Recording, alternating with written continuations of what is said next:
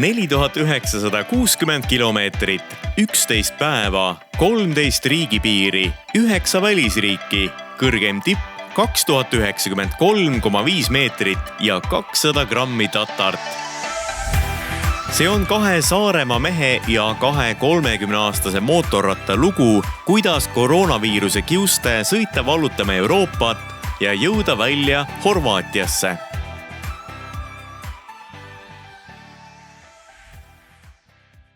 Kõhud korralikult kohaliku Slovakkia head ja paremat toidukraami täis söödud, hüppasime taas rataste selga ja hakkasime liikuma, et jõuda juba õhtuks Ungarisse.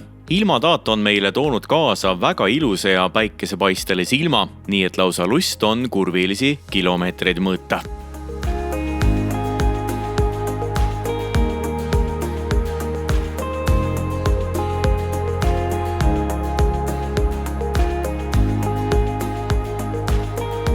Ahoi, oleme jätkuvalt sõidus. Näite seda silda seal taga. See on Slovakkia ja Ungari piir, mille me just ületasime. Nii et me oleme jõudnud oma reisi 5. riiki. Slovakkia teed on olnud üliägedad. Täna me põhimõtteliselt sellise loodistee peal ei olegi sõitnud, vaid kogu aeg on käinud üles, alla, paremale, vasakule, jälle üles, alla, paremale, vasakule. Ja kihvt on see, et kui me oleme tulnud mäest pikalt alla, siis on täpselt nagu lennuki laskumisega kõrvad lõb päris korralikult lukku. Ja vahepeal ma sõitsingi pikalt niimoodi, et kõrvateed lukus, mootori müra ka ei kuulnud. Ühel hetkel aga sattusin haigutama ja siis tõmbas kõrvad kohe lahti ja hirmus müra jälle tuli kiivrisse. Nii et see lukkuminek selle juures mõnes mõttes võib-olla natukene selline pluss.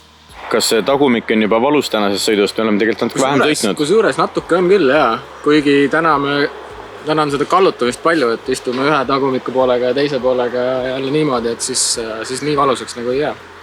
Et seda vaheldust on palju, keha asend muutub rohkem, et siis on nagu parem arvan. Ja meil on sõita nüüd alla 100 kildi, siis me oleme Budapestis ja Budapestis on mingi ööbimise koht. Budapestis on selline kämping, kus me saame oma telgid loodetavasti püsti panna, võib-olla isegi pesus käia ja siis saame linna peal käia, et see on suht kesklinna lähedal see õppimiskoht. Väikene puhkepaus piiri ääres tehtud ja asumegi Budapesti poole teele. Huvitav on see, et me oleme näinud äärmiselt vähe mootorrattureid. Isegi Slovakkia on selline äge mägine koht, mis tuletab meile meelde ka eelmise aasta Norrat, ideaalne, kus mootorrattaga reisida, aga mida ei ole, tsiklimehi ei ole.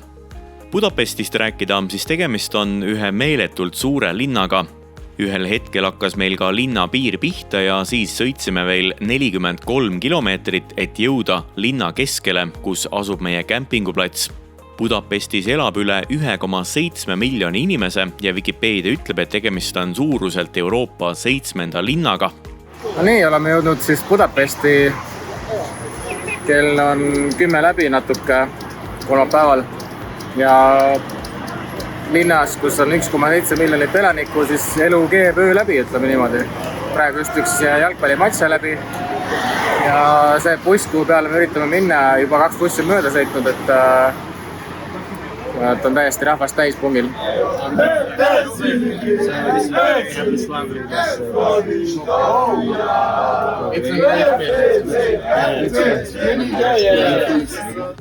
Õhtul saimegi kokku Madise kolleegiga ja tema tegi meile linna peal juba väikese ekskursiooni. Jalutasime vanalinnas ringi ja vaatasime ilusaid valgustatud maju, käisime pubis ja tegime ühed õllenaadid ja tee peal jäi meile ka üks huvitav mängude tänav, mis koosneb tohutul hulgal erinevatest mänguautomaatidest ja tundub, et tegemist on ka päris populaarse kohaga. Ja kui linna peal tiir tehtud, läksime taas oma kämpingualasse tagasi ja keerasime magama. Tere hommikust! Mis teed? Pakin asju kokku. Siin läheb kohe, ilm läheb sukseks kahtlaseks, et mõtlesin, et pakime kiiresti asjad kokku ja panen minema. Aga siin otsast hoopis filmima hakata. Linn on suuruselt Euroopa 7. linni, et täpselt selline koht, kus mina kunagi elada ei tahaks. Et meeletult palju inimesi, meeletult suur ja ei ole päris see, kui sa oled harjunud Kuressaares elama. nii ja nüüd Madise matkatarkused, et kui tul on veepudel, kus on natuke tühja ruumi, siis pigistage siit see õhk välja, keerake kork peale ja ongi rohkem ruumi kohvris. Madise matkatarkused. Täna on meil puhtalt sõidupäev tulemas. Hommikul Budapesti kämpinguhoovis asju kokku pakkides hakkas vihma sadama ja süüa teha me ei jõudnudki. Siiani sõidame oma Pärnust kaasa ostetud Tatra pudrudega ringi ja pott ei ole need veel jõudnud. Navisse paneme järgmiseks sihtkohaks Balatoni järv. Kohali jõudes sajab koledasti vihma jätkuvalt ja suurt elutegevust järve ääres ei toimu. Küll aga teeme meie oma kohustusliku foto ära. Tasub mainida, et see ei ole just kõige väiksem järv. Seda mõnusat järveäärset kohta ehk kalda pikkust on koguni 263 kilomeetrit. Oleme jõudnud nüüd Ungaris Balatoni järve äärde. Ja ilm ei ole kiita, ütleme, ei ole päris rannailm. Ühtegi inimest ei ole siin rannas. Kõik rannatoolid on kokku pakitud. Siimule tilgub vett täpselt pähe siin, nii et lähme kohe kiiresti edasi. Käisime lõunatamas siin ja lähme uhked praed kalli raha eest. Kohalikud mõttes, tegelikult ei olnud nii kallis, aga... No minu arvel 5080. Mul oli 5200, kui te küsite, et palun väga, ega me ei koonerda, ütleme nii. Nüüd läheb GPS-i sihtkohaks juba Horvaatias asuv Rijeka linn. Kuna Ungari on suhteliselt lame maa võrreldes Slovakkia mägedega, siis otsustame proovida ka kiirteed. Tee pikkuselt me väga võitu ei saagi, küll aga võidame ajas. Muidu on vähemalt iga paari kilomeetri tagant asula ja peab jälle hoo maha võtma. Vahepeal teeme tanklas peatuse, kuna on 5. august ja minu emal on sünnipäev, siis otsustame temale helistada, et sünnipäevaks ka laulda. Mul on emal täna sünnipäev ja siis mõtlesime, et võtame väikese viisijupi ka ülesse. Laulame siis. Seal laival volgal, kord sigaid see tammel, see õnne sulle soovime. Kas palju õnne sulle? Palju õnne sulle, jah. Või õnne soovime sulle? Palju õnne soovime sulle, jah, nii mida. Tundub, et emal on praegu ikkagi muudki tegemist ja ei ole tal aega meie telefonikõnet vastu võtta, nii et sõidame edasi ja proovime juba hiljem uuesti. Ungari ja Horvaatia piiripunkt on esimene koht, kus keegi tunneb meie vastu ka huvi ja tahetakse näha ka koroonaviiruse vastu vaktsineerimise tõendit. See tähtis dokument ehk koroonapass on meil muidugi olemas, kuna meie teadmist mööda ei oleks me pidanud mitte ühestki riigi piirist ilma selle passita läbi saama. Tere hommikust Horvaatiast! Eile peale Ungari-Horvaatia piiri ületust otsisime endale öömajaks kõige esimese järveäärse koha.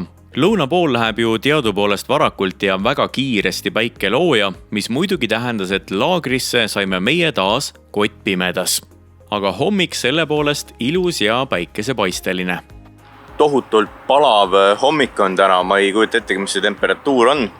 Tegelikult saab ju seda tänapäeval kohe telefoni pealt vaadata ka. Meie asukohaks ütleb telefon praegu Draganic ja 22 kraadi. Uskumatu, tundub palju rohkem. Päikese käes kütab kuidagi hirmus palju. Aga muidu see Horvaatia ka siiamaani väga mägine pole olnud. Kui me riigipiiri ületasime, siis oli sel hetkel kiivrikaamera oli meil kohvris, nii et sealt videot ei ole, aga need mägesid ilmselt me saame selle reisi juures ikkagi väga palju veel. Olen siin reisi vältel ühenduses olnud ka oma Sloveenia kolleegiga ja täna hommikul siis ärgates temaga suheldust ta pakkus välja, et äkki me oleme huvitatud siis väiksest huvilennust Sloveenia kohal. Ja me ütlesime, et loomulikult me oleme huvitatud, et kui see võimalus on, ilma on, lennukid saab rentida, siis teeme ära ja nii me olemegi endale homme õhtuks kella 4:30 siis lennuki broneerinud, et see kolleeg lubas meid lendama viia ja eks näis, kas see plaan ka õnnestub. Järve ääres pakime taaskord oma mustlaslaagri kokku ja hakkame nautima ilusat ilma ning võtame ette tee Rijeka linna poole. Rijeka linn saab olema meie reisi kõige lõunapoolsim punkt üldse. Mis seal linnas näha on, sellest lähemalt juba sarja järgmises osas.